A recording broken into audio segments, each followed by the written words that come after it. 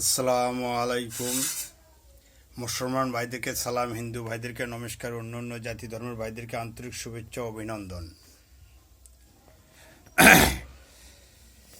সালামুন কালামি ইব্রাহিম, সালামুন আলা নূহ ফিল আলামিন, সালামুন আলা ইব্রাহিম, সালামুন আলা ইলিয়াসিন, সালামুন আলা মুসা, সালামুন আলাইকুম তিবতুম ফাহাতুকুল খালিদুন, সালাম আলা মুরসালিন, আলহামদুলিল্লাহি রাব্বিল আলামিন, সালাম ইয়াতমাত ইল ফাজরে হুয়াল্লাহু লা ইলাহা ইল্লাল্লাহু আলিমুল গায়ব ওয়া শাহাদাতু রহমানুর রহিম।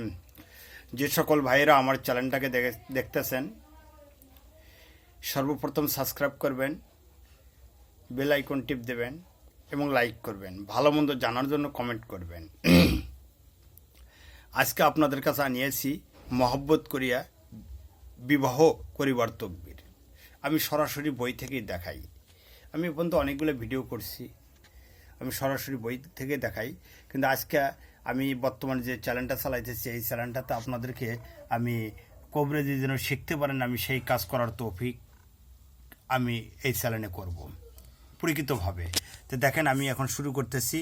আমার এই বইটা হচ্ছে সোলেমানি তাবিজের কিতাব। তো সোলেমানি তাবিজের কিতাব আপনি কালার দেখলে বুঝতে পারবেন অনেক আগের। এই যে দেখেন, এই যে 28 নং তকবীর। যদি কোনো লোক কোনো নারীকে ভালোবাসিয়া বিবাহ করিতে বাসনা করে আর ওই নারী ইহাতে রাজি না হয়, তবে নিম্ন তাবিজ লিখিয়া পানিতে গুলিয়া ওই পানি তাহাকে পান করাইবে। ইহাতে পরাগ হইলেও যে কোনো খাবারের বস্তু ওই পানি মিশাইয়া খাওয়াইবে। আল্লাহর রহমতে ওই নারী প্রেমে পাগলিনী হইয়া বিবাহে রাজি হবে। তবে আমি আপনাকে তাবিজ নিয়মকানুন বললাম, তারপরে আমি আর কিছু জিনিস আপনাকে বলি। এই যে দেখেন, এই যে প্রথমে ফলানা আশিকের নাম, দ্বিতীয়তে ফলানার তাহার পিতার নাম, তৃতীয়তে ফলানার মাসিকের নাম, চতুর্থতে ফলানার মাসিকের মায়ের নাম লিখিত হবে। তবে মাসিকের বিবাহ করিবার তকবীর হবে।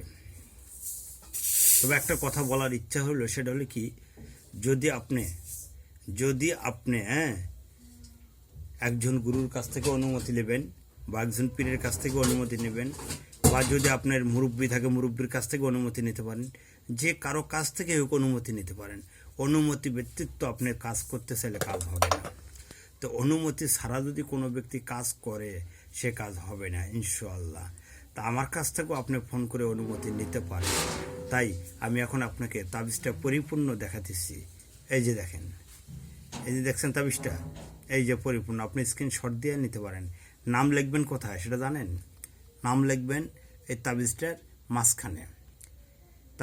মাঝখানে। এই যে দেখেন, খুব সুন্দর একটা তাবিজ আপনাদের মাঝে তুলে ধরলাম, কিন্তু অনেক পুরাতন বই থেকে তুলে ধরছি, সরাসরি বই থেকে।